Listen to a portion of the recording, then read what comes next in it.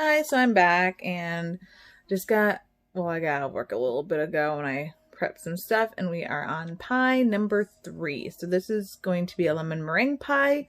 I already blind baked my crust and now I'm going to do the filling. So I just used a Betty Crocker recipe for this, but it called for 1.5 cups of water. I did 1.25 cups of water and then lemon juice, because we like it really lemony up in here. So it's going to be sugar and then cornstarch and salt. And the liquid you put in, whether you do water, lemon juice, whatever, you need to make sure that it's cold. If you put hot water and cornstarch together, you just get clumps. So I'm going to pour that in. And because my water and lemon juice are both cold, my cornstarch will dissolve very nicely. So if you use cornstarch for gravy or just a thickener for anything, always mix it with cold liquid first and then add it into whatever you're putting it in. Otherwise you'll end up with lumps. So normally I would use a whisk for this, but my whisk actually came unglued. The plastic part came unglued from the base. So it's sitting in a cup right now drying. So everything is nice and incorporated. I'm going to turn my heat on and I'm going to heat it till boiling, and I'm going to boil it for a minute and then I'm going to come back. So at this point I went ahead and tempered my egg into my sugar mixture. It got really thick and I didn't hit record. I don't know what's going on with me today. This is like the 4th time I haven't hit record. But everything is all tempered in and I have to put it back over the heat. You have to remember to recook it. The first time I ever made lemon meringue pie, I skipped a step where after you temper it, you put it back on the burner and cook it for longer, and it just never solidified, and we had lemon meringue pie soup, and it tasted good, but nobody wanted to eat lemon meringue pie soup. So I'm going to check that and come back. Okay, so it's hard to tell, but it is as boiling as you can't really see it, but it is at a boiling point right now. I kind of let it sit for a second and you can see it's bubbling underneath, but because it's so thick, it's just hard to see. But this is good because it means that once it's done, it should become solid. And if it doesn't, it's gonna be so sad. But it looks pretty good. I think I'm good at this point. I think I've probably been boiling for a minute. I'm gonna take it off. Now I have lemon juice, lemon zest, and butter. It's going to go in here. And we're going to stir it until it's nice and smooth. Lots of lemon zest.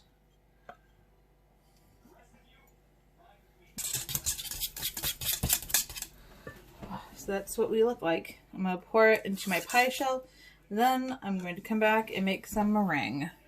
So normally at this point what you would do is you take your leftover egg whites and you mix that with your cream of tartar till you get to a soft peak, and then you add in sugar and beat it till you get to hard peaks, then you put it on. But because I made another recipe earlier today and had leftover egg whites, I went ahead and added them because I like having extra egg whites. Sometimes it's hard to get like nice cute frilly pink peaks with just 3 egg whites. So by doing the extra egg whites, I can have more peaks, I get more meringue, and I like it. So I'm going to go ahead and whip this to soft peaks, and then I will add some sugar and go from there. So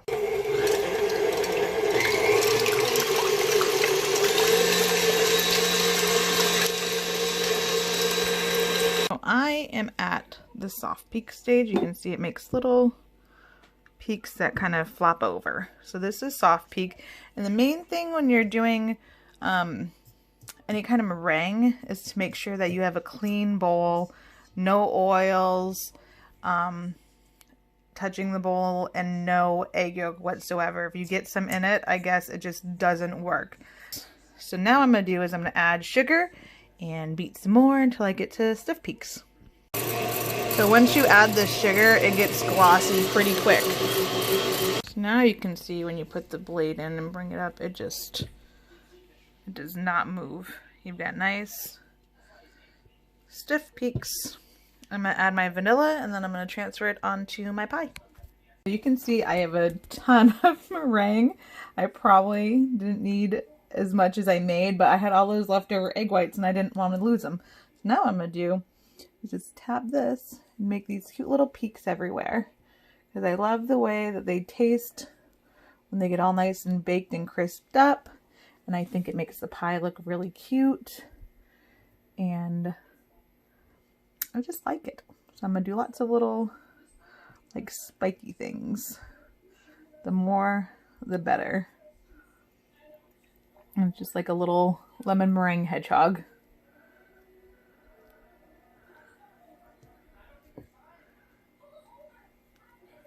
And then I'm going to pop it in the oven until it's all nice and browned.